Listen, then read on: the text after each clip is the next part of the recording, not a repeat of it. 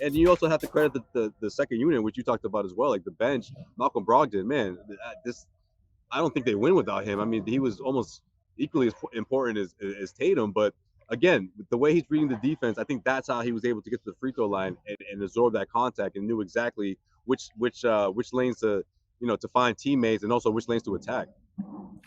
Michael put it out here in the super chat. Thank you very much, Michael. But the Brogdon, should he start again?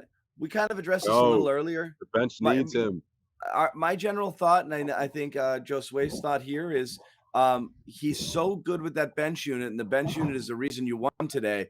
But again, closing lineups, what you do there, I think that's totally in play. In Absolutely. terms of you should play the hot hand, and I think tonight was that case where Brogdon was playing well. Yes, Smart drew his fifth foul, but he had to stay in the game, and if he didn't, that would have been a mistake. I think it was really the right call by Joe, and I think it's just something you have to fully consider going forward, is just playing that hot hand and not worrying necessarily about whose feelings you might hurt or whatever. But we really do like him a ton.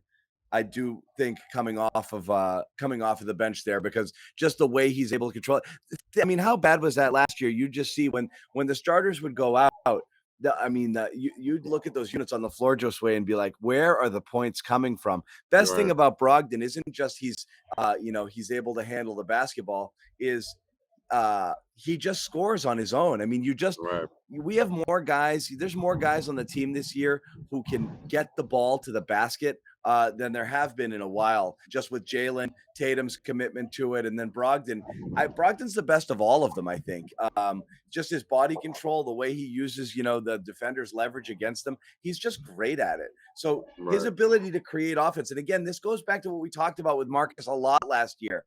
Playmaking is more than just passing. Playmaking is your ability to make all sorts of plays, and Brogdon just makes lots of plays because he can do so many things. He can get to the basket. How many times did he get that little fake the drive, jab step, short pull up?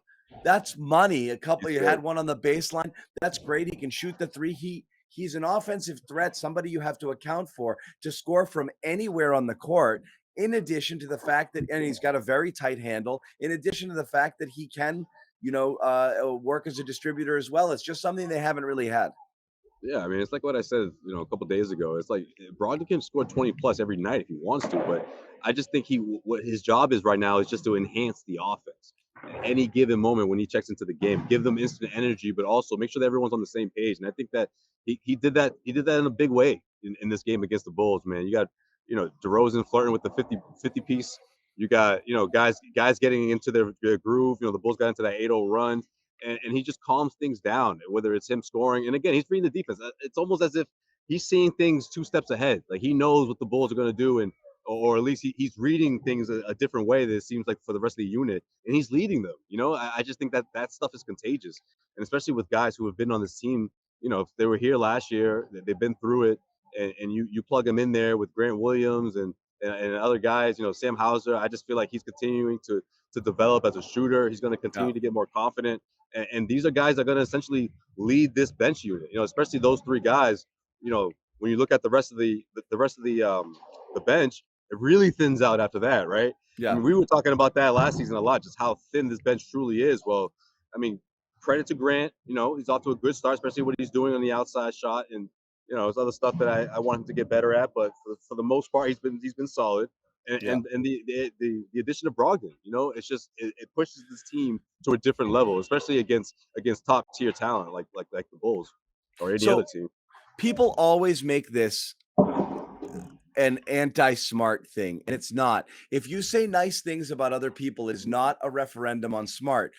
Not the issue with Smart. The narrative around Marcus Smart was always, Marcus Smart does a lot of things well. Marcus Smart is not a perfect basketball player. There are certain situations where a person who had a different set of skills than Marcus Smart would be beneficial to the Celtics. People get so triggered if you point out what Marcus is not.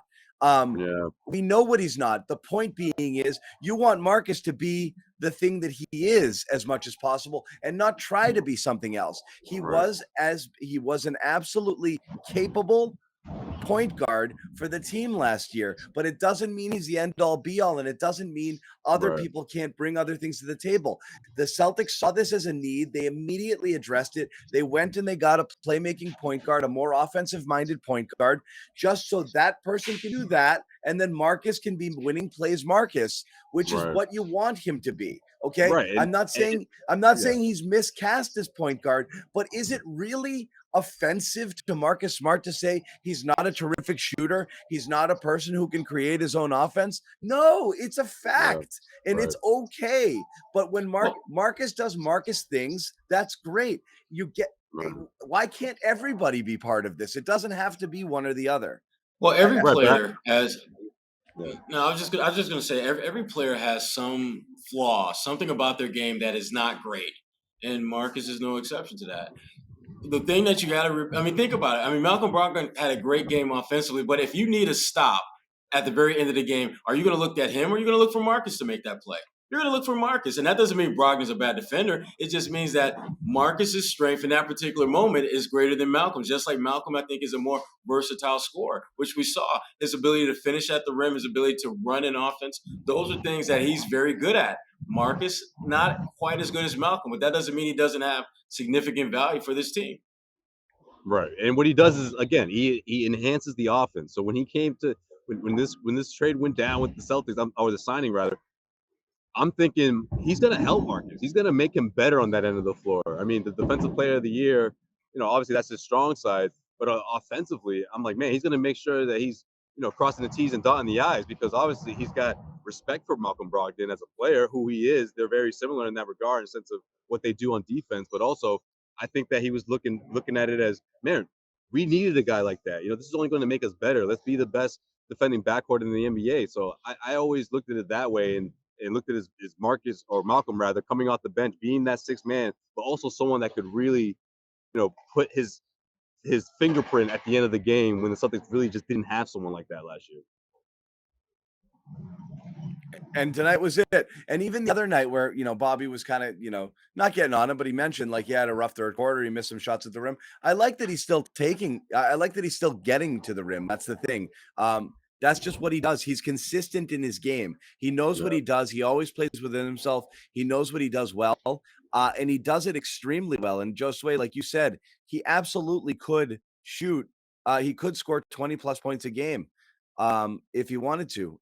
It's just not a thing that's necessarily required of him on this team. But if Tatum or Brown missed a spell and Brogdon had to step up, you don't think he'd average 25 points during one of those guys' absence because it was at him? Of course he totally would. He totally would. He totally would. And let's be real. That's a luxury they did not have last year. They didn't have a guy that they could just throw out there knowing that he could easily be a 20, 25-point scorer if given an opportunity to play significant minutes. And I give Malcolm a lot of credit for embracing his role, because let me think about it. You can average 20 points in this league, and yet they don't really need that from you. They need you to contribute whenever your opportunity presents itself. And I give Malcolm a lot of credit. He does not force the action. He does not seem as though he's trying to get numbers or trying to, put his imprint on the team. He's just balling. That's all he's doing. He's just balling. And that's what happens is you get to that age right around now, and you're like, 29, 30, and you've been in the league for a while, and you got no championships to show for your damn you got time. Nothing, and you're just like, I'll do whatever. At that point, you start to think, I don't know if it's coming ever. I gotta latch on to the right team and the right situation here, and I'll do whatever they want, and that's fine, which is great. And that's what you want. That's what you want. If you have a team like the Celtics that made it to the finals, that's who you want to bring in here. This obsession with the Beals and the third superstar and this and that. Like, you really want a guy to come in here who wants to get his buckets. You just want a guy who wants to come in here and be like, just tell me what you want me to do, and I'll go do that.